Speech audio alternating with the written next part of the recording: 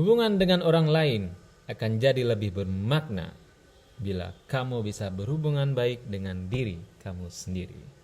Luar biasa, Teresia, speech yang sangat positif, penuh dengan kata-kata yang memotivasi, inspiring, dan tentunya menyebarkan energi-energi positif bagi para pendengar. Dan tentu saja saya sangat menikmati energi positif yang keluar dari speech-nya Teresia.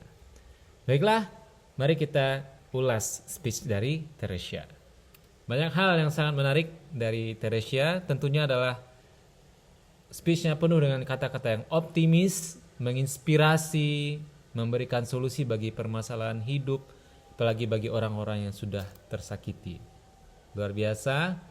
Dan tips-tips yang di-share oleh Teresia sangat aplikatif, sangat doable, dan sangat mudah untuk diterapkan. Thank you Teresia for sharing. Selain itu body language yang juga sangat dinamis, membuat energinya semakin terpancar ya. Jadi energi itu tertransfer ke peserta, ke pendengar. Ketika Anda menggunakan energi yang luar biasa positif dan ditunjukkan dengan gerakan tangan yang deskriptif, yang tentu saja itu akan mentransfer energi yang Anda miliki ke energi pendengar. Itu adalah magic dari body language. Semakin Anda bersemangat dan tentunya di level yang tidak berlebihan ya, itu akan mentransfer energi Anda ke pendengar Anda. Dari sisi openingnya itu Teresia memberikan sebuah teaser dari apa yang akan disampaikan dalam 20 menit ke depan. Ini juga teknik yang sangat bagus. Jadi di depan orang jadi ada gambaran nanti Teresia akan bahas apa nih selama 20 menit ke depan. Nge-set ekspektasi kepada para penonton sehingga mereka dapat bersiap mengantisipasi apa yang akan Teresia sampaikan. Luar biasa. Dan tentu saja di penutupnya call to action-nya sangat sharp ya, sangat jelas ya. Mari kita gabung ke komunitas yang positif, mengelilingi diri Anda dengan orang-orang yang positif, dan ini adalah komunitas yang bisa Anda join di sini. Luar biasa Teresia, saya sangat terinspirasi, sangat merasakan energi dari speech yang Teresia bawakan. Keep it up, well done, dan mari kita bahas what could be better from Teresia's speech. Pertama, dari sisi penyampaian ya, saya lihat di sini banyak sekali teknik-teknik yang sangat bagus. Di sini saya lihat yang disampaikan adalah bersifat informasi ya. Informational speech akan lebih baik lagi apabila ditambahkan example-nya ya. Example ceritanya itu yang mungkin bisa ambil dari personal story ya. Karena saya lihat dari yang Teresia sampaikan ada personal story namun bisa lebih dibahas atau diulas lebih dalam tentunya kalau Teresia nyaman ya untuk membahasnya. Contohnya pernah di hubungan yang tidak sehat. Nah, tidak sehat ini seperti apa ya? Mungkin bisa disampaikan dalam hal-hal yang bisa dikonsumsi oleh khalayak umum ya.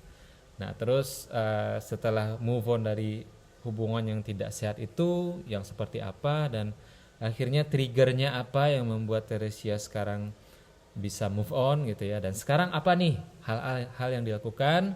Tadi Teresia sudah sampaikan bikin konten dengan rutin gitu ya. Nah, mungkin bisa dibahas lebih dalam lagi ya, atau mungkin ada contoh lain, misalnya Teresia rutin berolahraga atau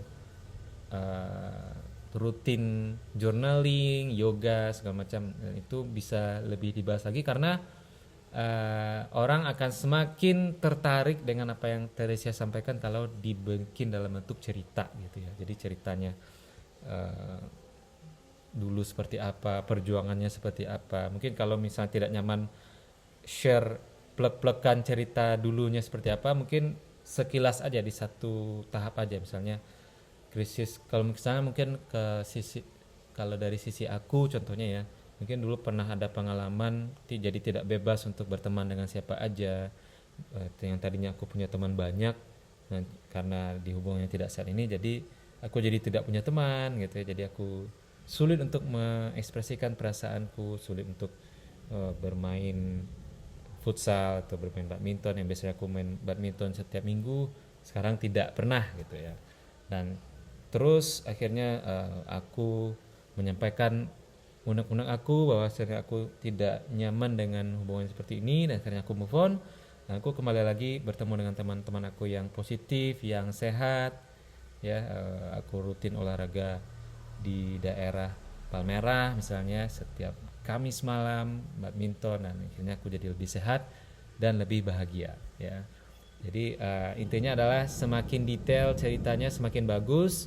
Atau opsi lain adalah ketika mungkin Teresia atau teman-teman tidak nyaman nih untuk cerita diri pribadi ya. Karena mungkin aku ngerti ya, kadang kita mau share personal story takutnya nanti malah mengumbar aib gitu ya, atau menyampaikan sesuatu yang justru kita selama ini capek untuk gimana caranya agar tidak tersebar ya. Contoh yang lain adalah mengambil kisah orang lain ya, kisah inspiring story.